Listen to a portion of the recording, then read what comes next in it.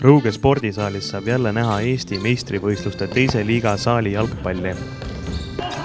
Sel aastal mängib Rantipooli duubli asemel peamiselt kohalikest mängumeestest koosnev Rõuge Saunamaa võistkond. Võistkonnal läheb liigas hästi ja hetkel ollakse 7 võistkonna arvestuses 3.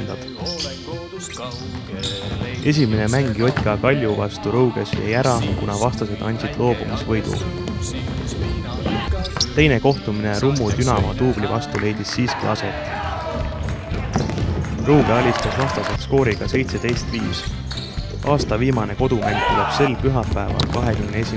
detsembril Maardu Unitedi vastu. Uuel aastal jaanuarikuus on tulemas veel 3 kodumängu.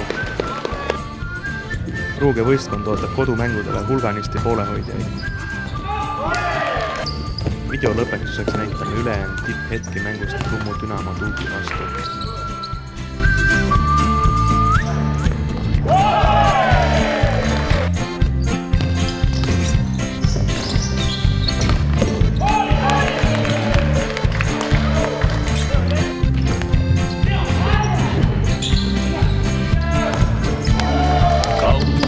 Kaugel silmapiiril, seal kus minu kodu keegi ikka ootab. Kas näen veel oma kodu, ilma ikka kõnnin kodust nõnda kaugel.